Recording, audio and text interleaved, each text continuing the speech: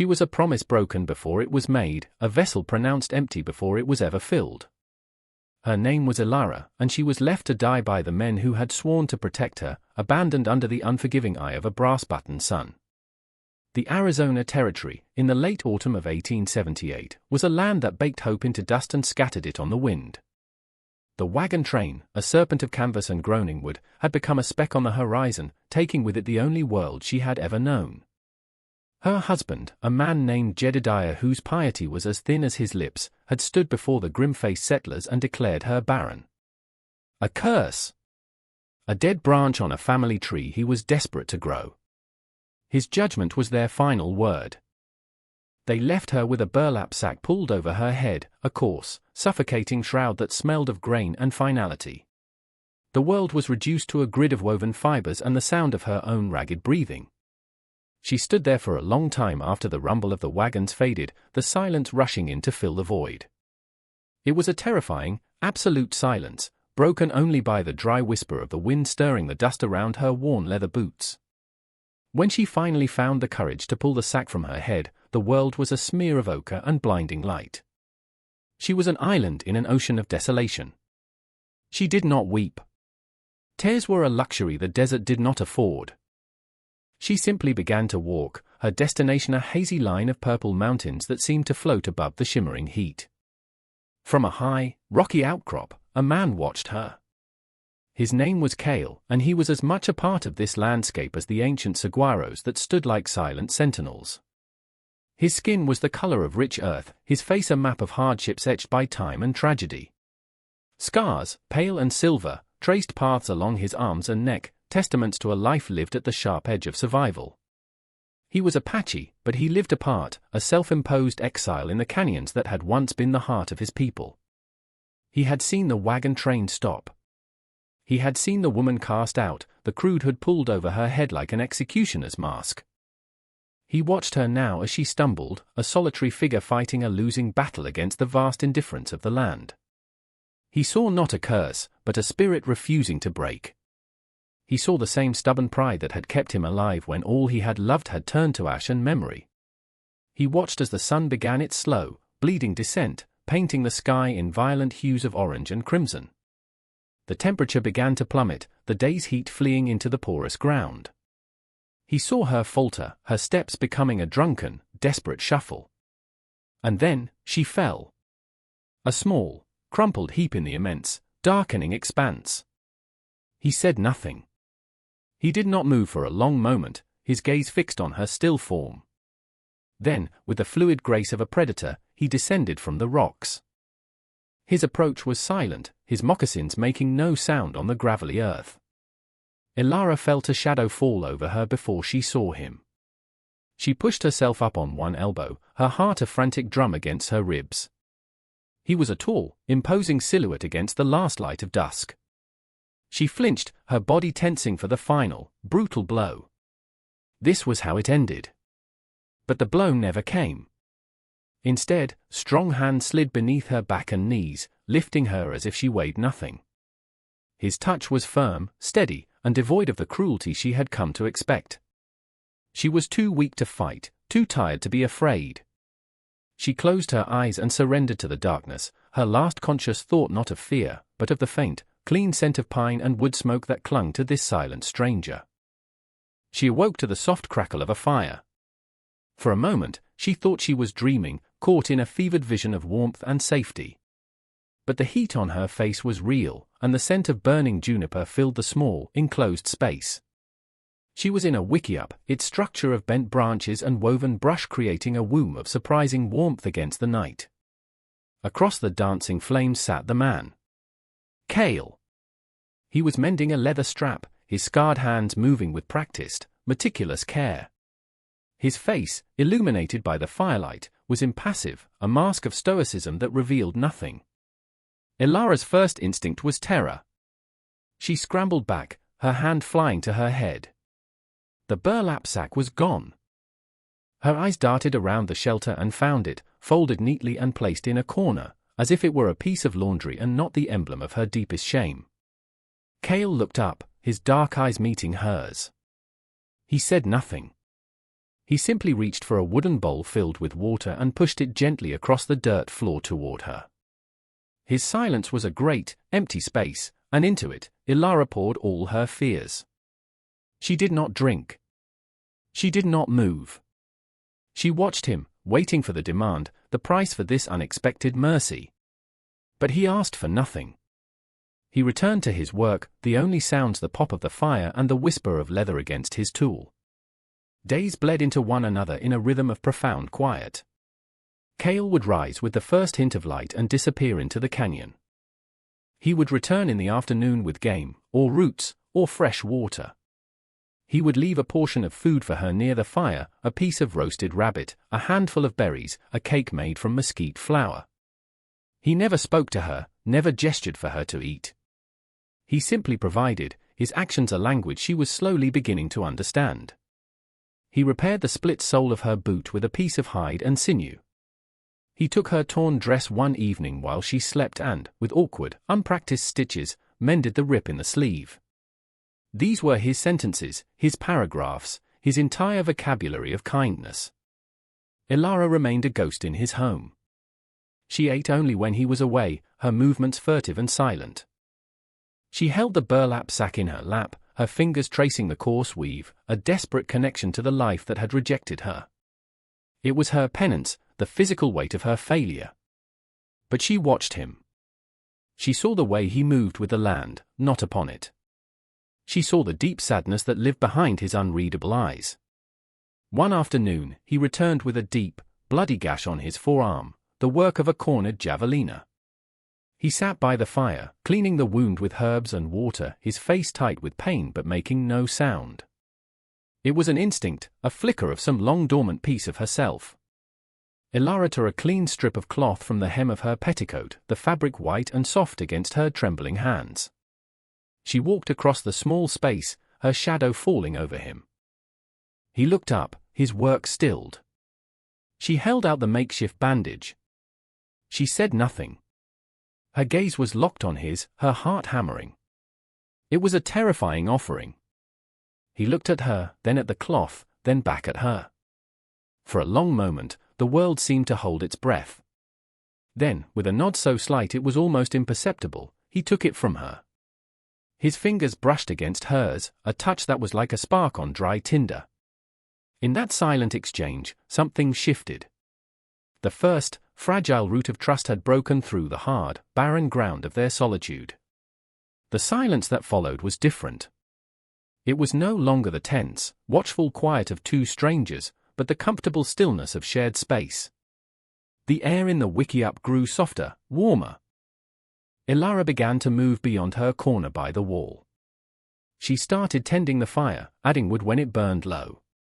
She learned to grind the mesquite beans into flour using a smooth stone, the repetitive motion a soothing balm to her restless mind. She would find edible plants on her short, tentative explorations of the canyon floor, leaving them near his hunting gear, a silent contribution.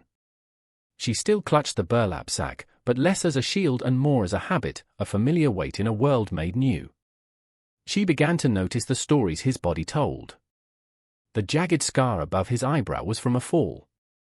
The crisscrossing lines on his forearms were the marks of a hunter. But it was the scars on his back and shoulders that held the deepest mystery. One evening, as he reached for a log to place on the fire, his shirt shifted, revealing a wide, mottled patch of skin that was puckered and pale. A burn. Old and severe. She saw the flicker of pain in his eyes as he adjusted his shirt, a ghost of an agony long past but never forgotten.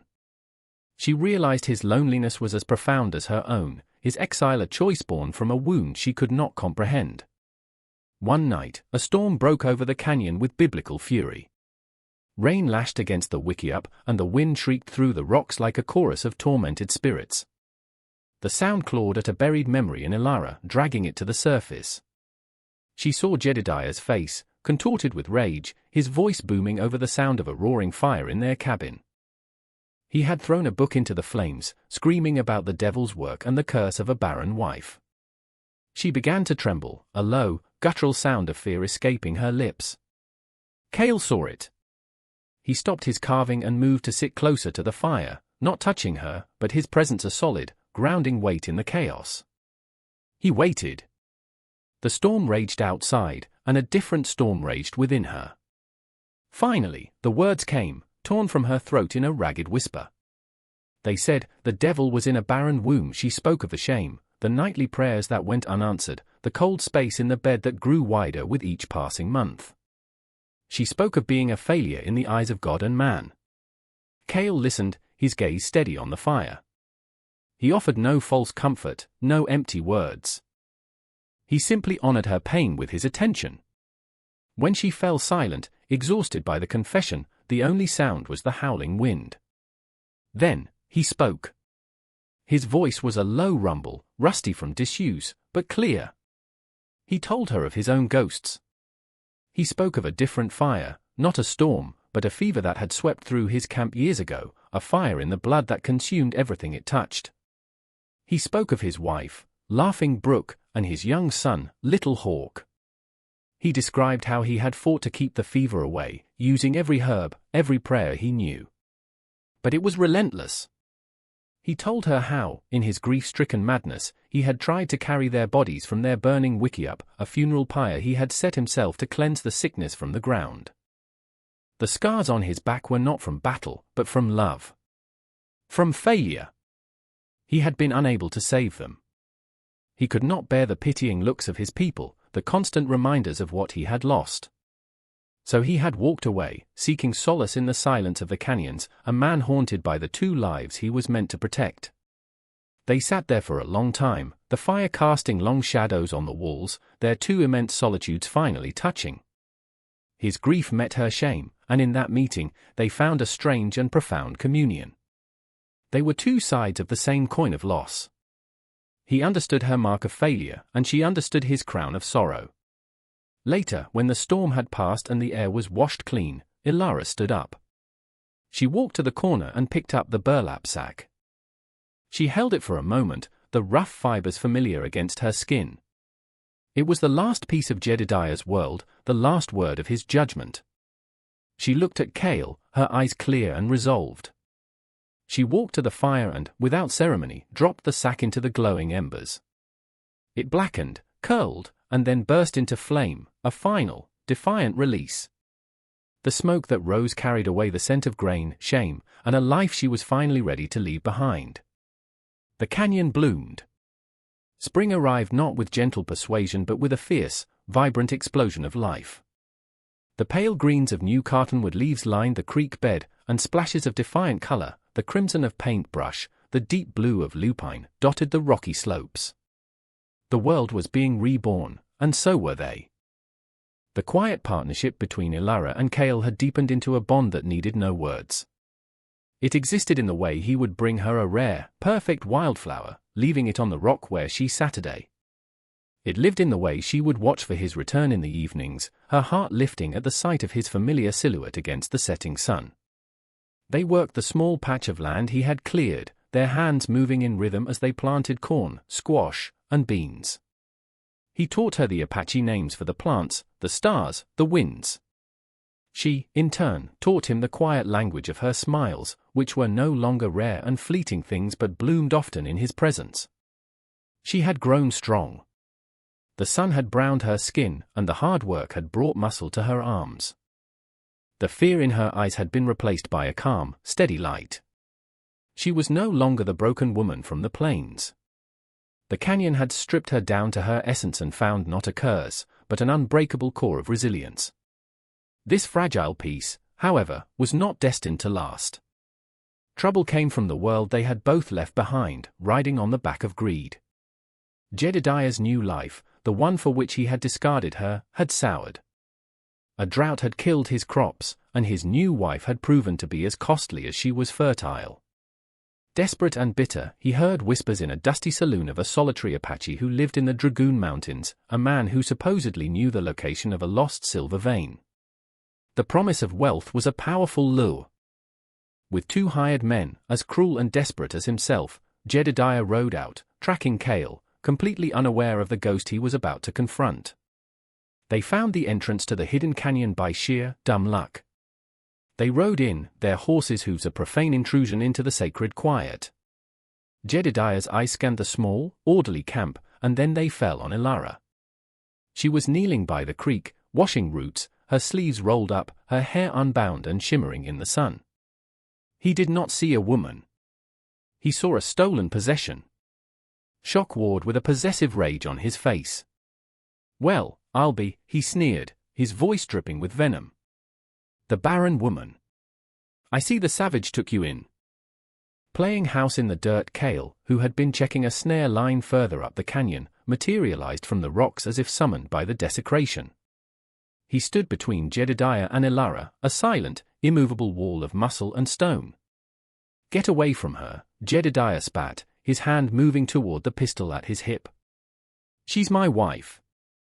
"Her place is with her own kind." Ilara rose slowly to her feet. She did not hide behind Cale. She stood beside him.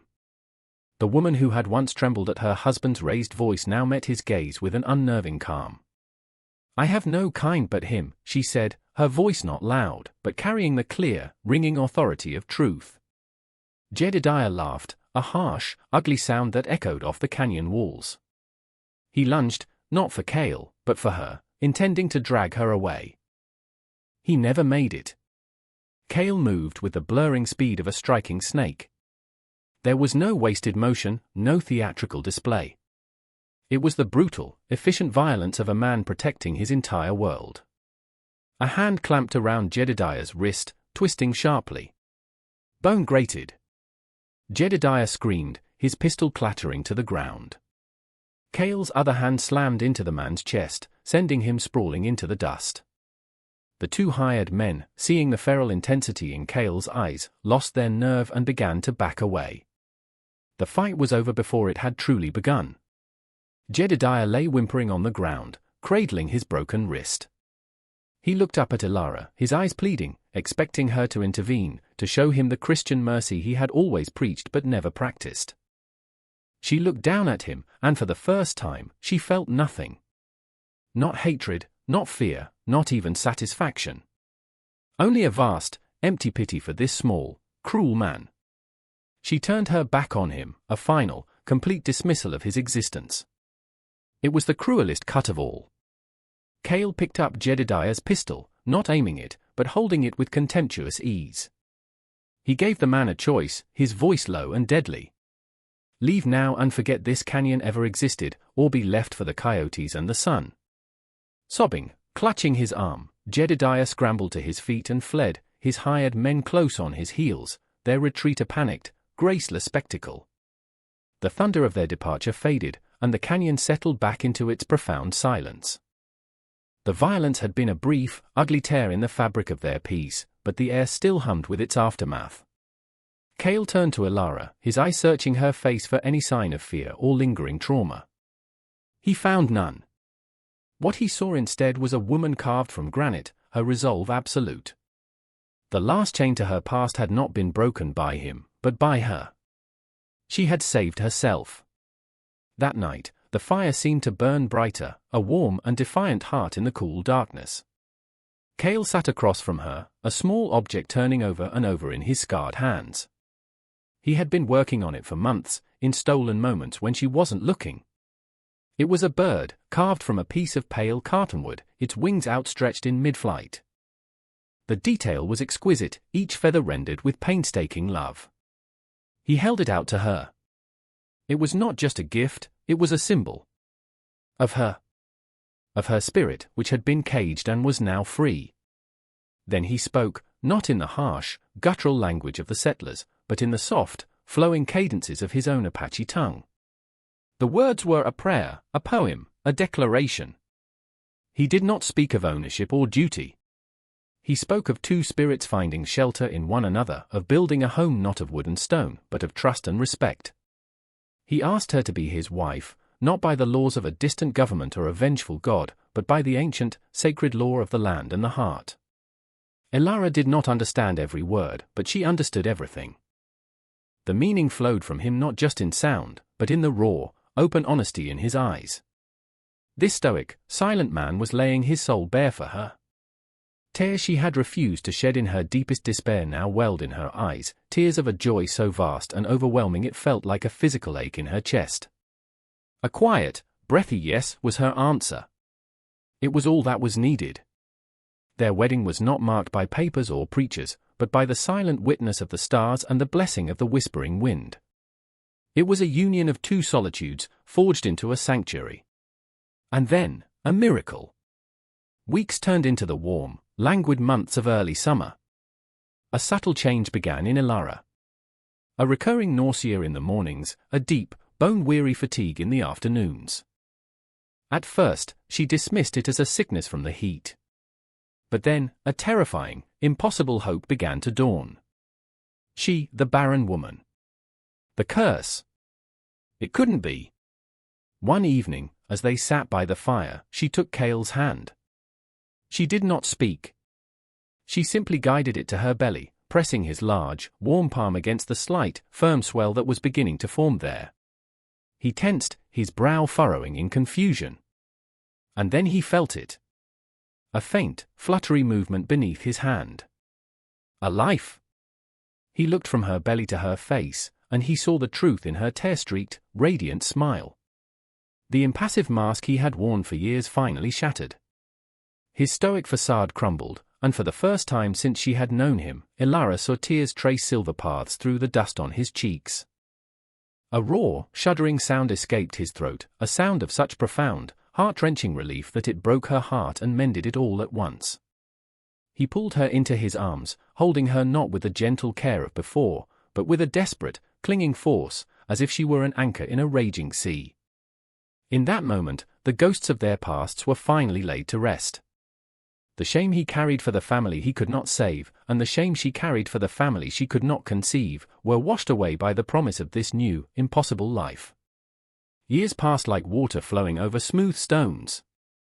A long shot of the canyon would show it transformed. The wickiup had been reinforced and expanded, connected now to a small, sturdy adobe structure built into the rock face. The garden was larger, more verdant, a testament to years of patient cultivation. An older Cale, his hair streaked with grey but his posture as straight and proud as ever, sat on a bench outside the home, mending a small bow. Beside him sat Ilara, her face lined with the fine wrinkles of laughter and contentment, her hands busy weaving a basket. A short distance away, a boy of about 5 years old, with his father's dark, solemn eyes and his mother's fiery spirit, chased a lizard across the sun-drenched rocks. He was their world, a living fusion of two cultures, two stories, two resilient hearts. They were a legend now, a whispered tale among the few prospectors and natives who passed through the remote territory. They spoke of the Apache ghost who guarded the canyon, and the pale-haired woman who was his shadow, a spirit of the mountains. But here, in their sanctuary, they were not legend. They were just family. At peace. The boy, whose name was Chaitan, meaning falcon in Cale's tongue, tired of his game and came to his mother. In his small, grubby hand, he held a blackened, brittle fragment of something he'd unearthed near the old fire pit. "What is this?" he asked, his voice clear in the quiet afternoon air. Ilara took the fragment from him. It was a piece of the burlap sack, miraculously preserved after all these years. She looked at it, and then she looked at Cale. A long, silent conversation passed between them in a single glance, a shared memory of abandonment and rescue, of shame and redemption. A small, knowing smile touched her lips. She gently brushed the ash from the fragment and tossed it back into the dust. "It was just an old rag," she said, her voice soft and sure. "It has no more use." She had not just survived her story, she had rewritten it. The past was ash. The future was here, in the bright, curious eyes of her son, laughing in the golden light of the sun. They had found life where the world told them there was only death. They had built a home where others saw only desolation. And in the heart of the unforgiving desert, they had cultivated a love that was strong enough to make the wilderness bloom.